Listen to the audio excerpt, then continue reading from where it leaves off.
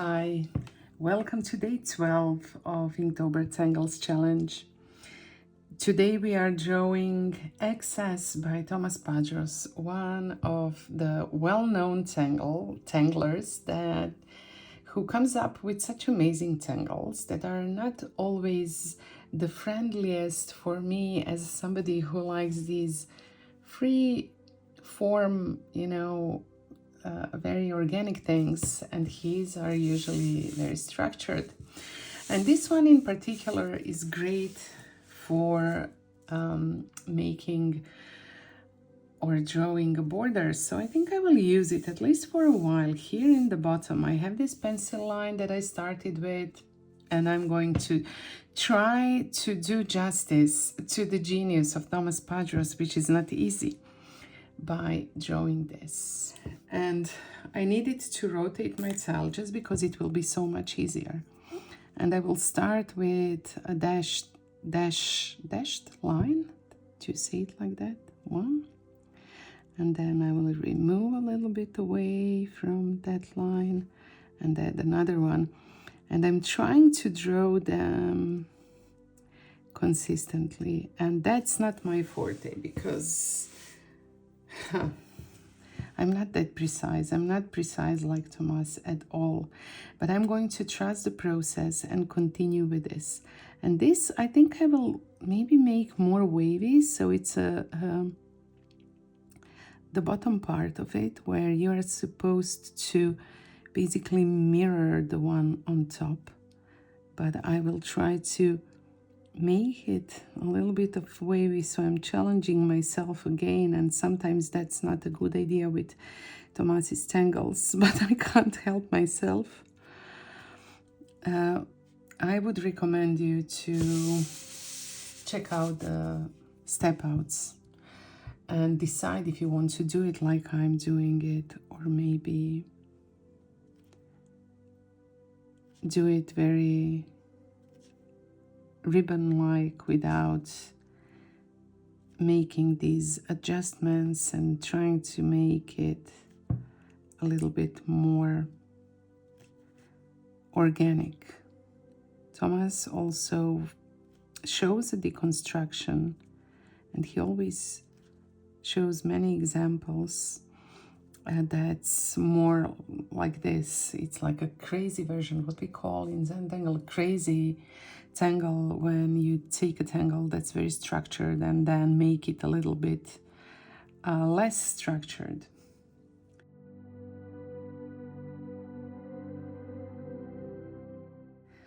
So now that we have these triangles, which I will ultimately ink in, I'm going to extend the sides of the triangles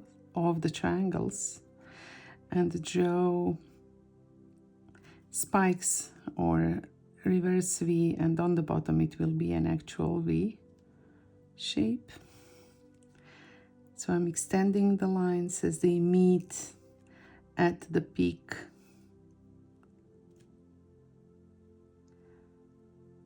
Sometimes you need to kind of try to guess where they would meet and then come back again. And having that in mind, it's better to draw it shorter and then extend it like I just did.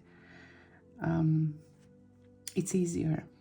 Then we are going to draw, oops, I actually made a mistake, and now now I understand it, because I shouldn't have made this little peak at each of them, only at each second of them.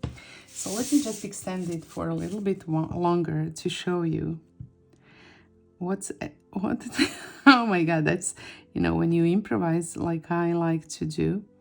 I like to improvise, and I didn't practice before. I'm just looking at the deconstruction and going at it. So not every one of these should be like this zigzag line, otherwise I could have started with zigzag line as well. But so you do start with these triangles, I will need to issue a warning at the beginning of the video. This is because I said that I wanted to do justice to Thomas, and of course I did the opposite. Okay, now I skipped one and I added a peak. Then I skipped one and I added the peak.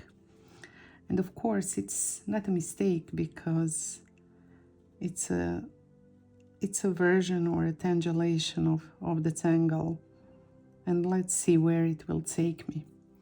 So you noticed what I did here, and now I can actually connect these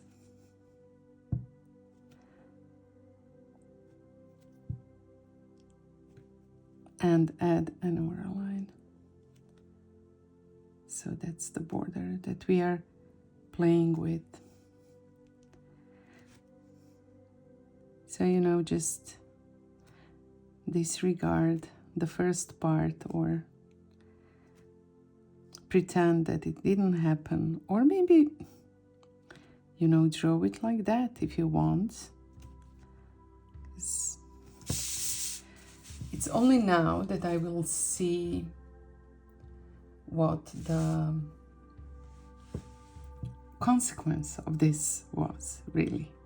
So I'm connecting with a vertical line each of these, and I will also connect these that I haven't extended into V shapes. And of course I will connect all of these on the right side that I created by making oopsies. And this now makes sense, because what we are going to do is add these aura lines, and you see that these aura lines kind of extend and disappear below this border. So this is where the tangle looks really cool, because a part of it, or each second, or do you say each other, or each second of these is hidden below this aura line, which will not happen as I move towards the right side, where they are all just like a harmonica. You can see them all. I find it easier to draw this line, so I'm starting with this, and this is how I often draw, just repeating the strokes. It just allows you to, or allows the process to flow easier by just repeating the same strokes.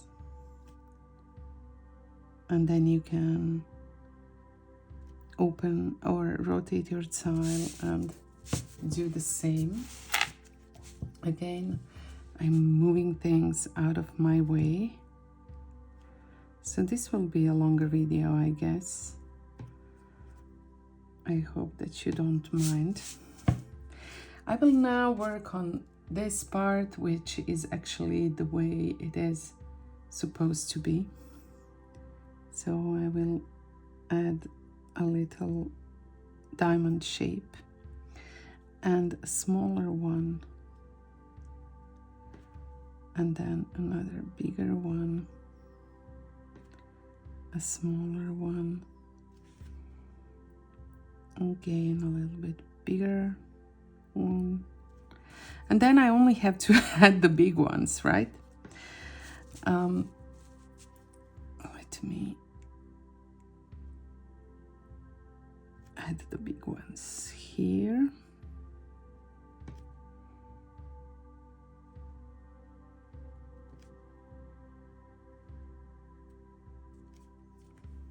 And I need to figure out what I will do with the extension of it on this right side, but I don't think that I need to make this decision now.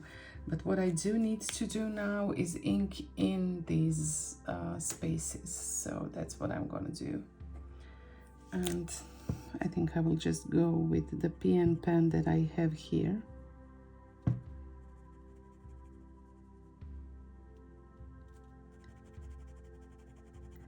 I'm not sure if you would prefer to, for these things like this, to be sped up so that you don't need to like witness each of the little inking in, because there's quite a lot to do and it's not like very exciting to see it.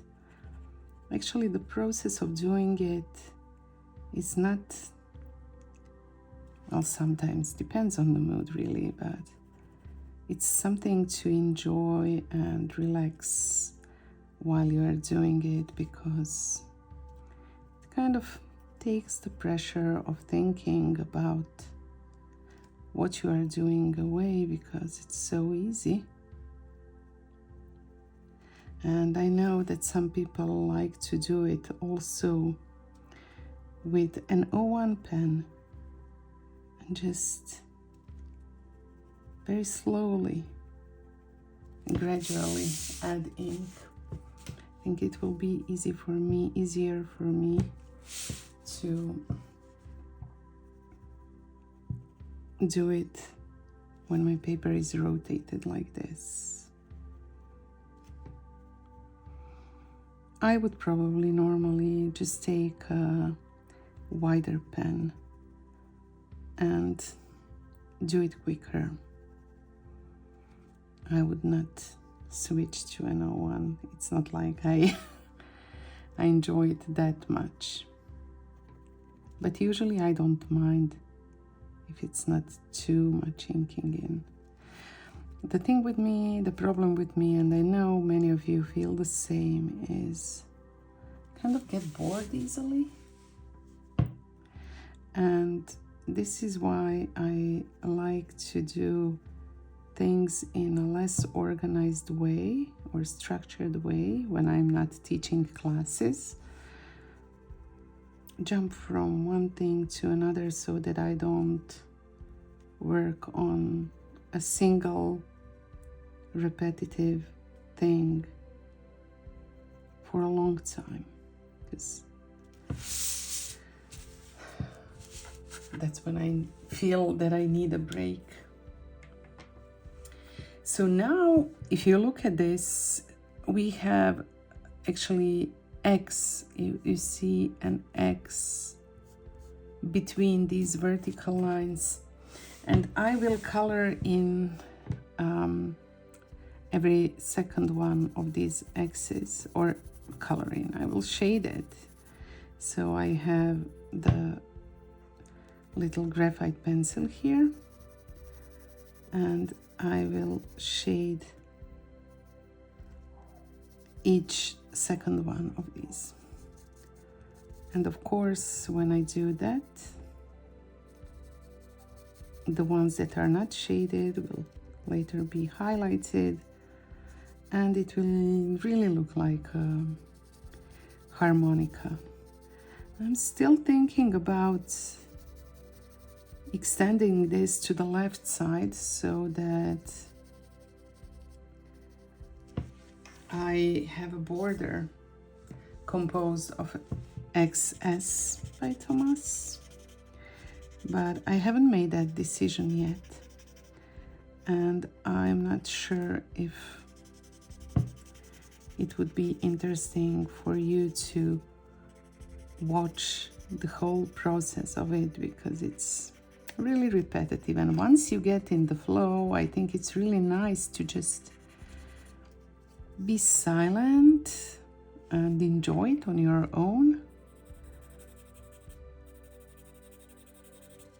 It's difficult for me to judge it. So when I look at, or when I watch Tangle along the videos like Project Pack or something, The project packs are made in a way that they do skip some parts of the process, and they do, I'm not sure if they do actually speed up the videos, but they certainly do skip some parts of the process. And I actually like that. And because then you are tangling slower than they do, show it on video, and you need to catch up. I like, you know, just to pause the video and tangle on my own and then come back to the video, or maybe even watch the video and then tangle on my own. I mean, start watching and tangling and just letting it roll until it's finished, and I still have like a half an hour of work to do. But you know, no matter what questions I ask you, I'm sure that there will be some of you who will prefer one thing, and then some of you who will prefer the other thing, and you can't please everybody, so I'm going to just have to decide by myself what to do. And another thing that I want to enhance is this little part below, that's hidden below the ribbon.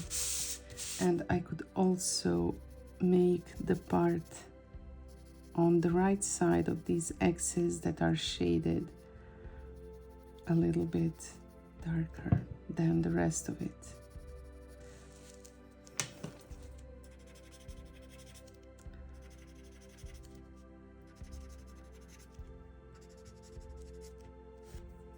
And then of course I could make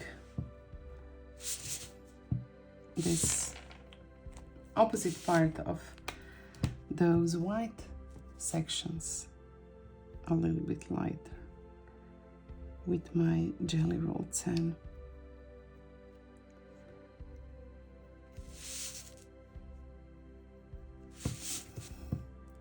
And I will do it on both sides. And if I draw over some of these black lines, if I cover them with white ink, I will come back and just